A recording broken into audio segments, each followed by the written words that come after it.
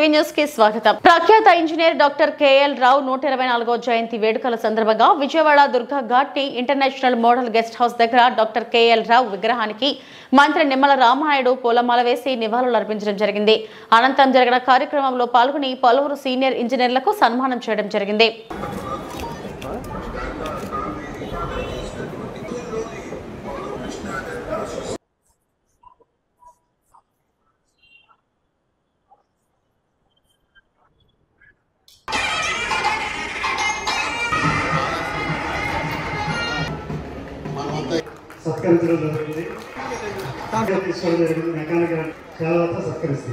ఏదైతే గంగా,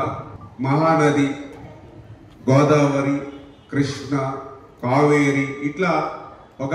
నదుల అనుసంధానం అంటే ఒక గార్లెండింగ్ ఆఫ్ రివర్స్ మాదిరిగా మనం ఈ అనుసంధానం చేసినట్లయితే మరి భవిష్యత్తులో భారతదేశం ఒక అభివృద్ధి చెందినటువంటి దేశంగా మారుతుందనేటువంటి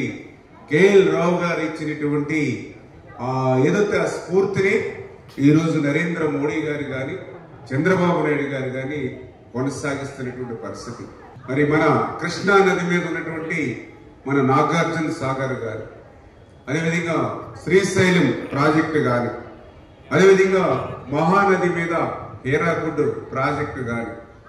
అదేవిధంగా గంగా నది మీద ఫరక్కా బ్యారేజీ కానీ, అదేవిధంగా దామోదర్ మీద కోసి బ్యారేజీ కానీ ఇట్లా చెప్పుకుంటూ పోతే అత్యంత భారీ మరి ప్రాజెక్టులు,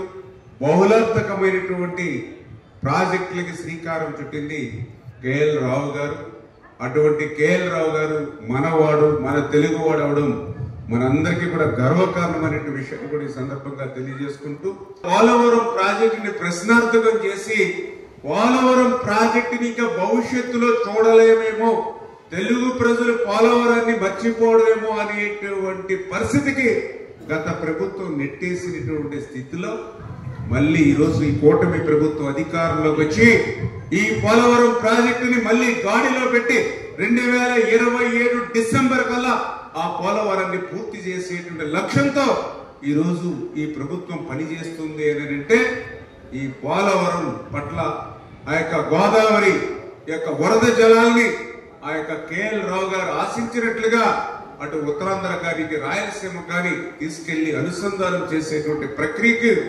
ఏ రకంగా ఈ ప్రభుత్వం శ్రీకారం చుడుతుందో అదే ఒక ఉదాహరణ. అంతకు మించి ఇప్పుడే మనం చూస్తూ ఉన్నాం, కృష్ణమ్మ తల్లి విజయవాడ కృష్ణమ్మ తల్లి నది ఒడ్డున ఉన్నాం. నీల రంగుతో ఉండవలసినటువంటి కృష్ణా నది ఈవేళ ఎర్రటి రంగుతో పరవళ్లు తొక్కుతుంది అని అంటే ఆ గోదావరి తల్లి వచ్చి ఈ యొక్క కృష్ణమ్మ తల్లిలో కలిసింది కాబట్టి ఈవేళ ఇంత ఎర్రటిగా మరి నీరు అంటే చంద్రబాబు నాయుడు గారి యొక్క ముందు చూపు, చంద్రబాబు నాయుడు గారి యొక్క దార్శనికత, ఆ కేఎల్ రావు గారు ఆశించినటువంటి సమాజం ఏదైతే ఉందో, ఆయన ఆశించినటువంటి నదుల అనుసంధానం ఏదైతే ఉందో వాటన్నింటినీ కూడా నెరవేర్చాలి, రాష్ట్రం అంతా కూడా సస్యశ్యామలంగా ఉండాలి అనేటువంటి ఆలోచనతోటే ఆ కేఎల్ రావు గారి యొక్క స్ఫూర్తితోటే ఈ యొక్క తెలుగుదేశం, జనసేన, బీజేపీ ప్రభుత్వం పనిచేస్తుందని చెప్పి మరొక్కసారి మీ ద్వారా అందరికీ కూడా తెలియజేసుకుంటున్నాను.